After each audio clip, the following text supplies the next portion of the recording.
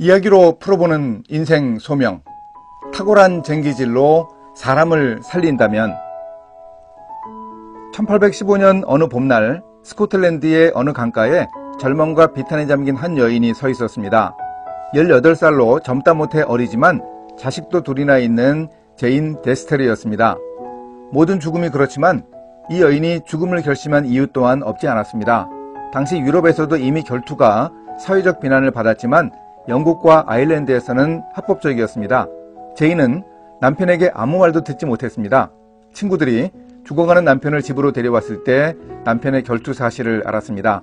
남편은 더블린시의 보안관 후보였고 한 회사의 사원이었는데 자기가 다니는 회사에 대해서 데니엘 오코널이라는 유명한 정치인이 공격적인 조치를 하자 결투를 신청했습니다.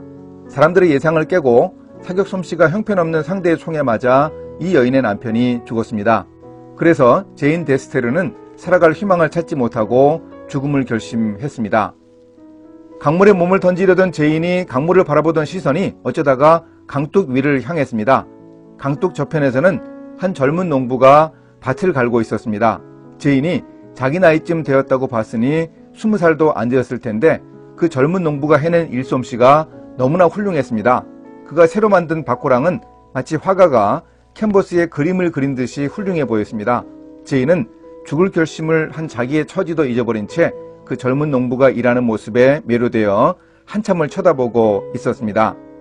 그리고 서서히 농부의 일솜씨에 대한 감탄과 경의가 자신에 대한 책망으로 바뀌었습니다. 여인은 도대체 자신이 지금 무엇을 하려고 했는지 생각하며 스스로 야단쳤습니다.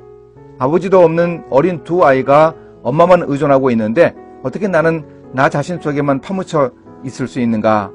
그런 생각이 들자 여인은 기운을 냈습니다. 그리고 집이 있는 더블린으로 돌아가서 인생을 다시 시작했습니다.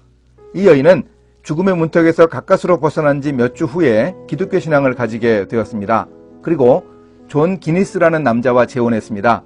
존 기니스는 아일랜드 더블린에서 젊은이들이 술독에 빠져 알코올 중독이 되는 것을 막기 위해 기니스 맥주를 만든 아서 기니스의 막내 아들이었습니다. 그리고 존 기니스는 소명이라는 책을 쓴 기독교 변증가 오스 기니스의 고조 할아버지였습니다. 따라서 스코틀랜드에 가서 자살하려고 했던 여인 제인은 오스 기니스의 고조 할머니입니다. 결국 그 비극적인 결투로 인해 오스 기니스의 가족이 탄생하게 되었습니다. 만약 스코틀랜드에 그 젊은 농부가 없었다면 결투하다 죽은 남편의 비극에 이어 그 아내의 죽음이라는 비극이 뒤따랐을 것입니다. 그리고 아이들은 고아가 되었습니다. 그러면 오스 기니스는 아예 태어나지도 못했습니다. 결국 제인이라는 여인이 특별한 솜씨로 자기 일에 몰입하던 젊은 농부를 보고 마음을 돌이켰기에 오스 기니스라는 사람이 태어날 수 있었습니다. 그런데 안타깝게도 그 스코틀랜드의 젊은 농부에 관해서는 알려진 게 거의 없습니다. 단지 그 농부가 20살도 안 되어 보이는 젊은이였고 쟁기질을 하며 밭고랑을 갈 때 휘파람으로 찬송가를 부르고 있었다는 사실 정도만 알려졌습니다. 제인은 그때 그 농부를 딱 한 번 봤고 그 후로 만나지 못했습니다. 오스 기니스는 자신의 책에서 자기 가족 사이의 중요한 한 장면에 대해서 이렇게 정리합니다. 소명이 삶을 변혁시켜 일상적이고 비천한 일에도 평범함에 광채를 부여한다. 우리 삶에도 우연처럼 보이는 일이 많습니다. 그런데 그 일상 속에는 하나님의 세렌디피티가 있습니다. 제인이라는 여인이 목숨을 버리려는 현장에 한 젊은 농부가 찬송가를 휘파람으로 불며 성실하게 또 탁월하게 밭을 갈고 있었습니다.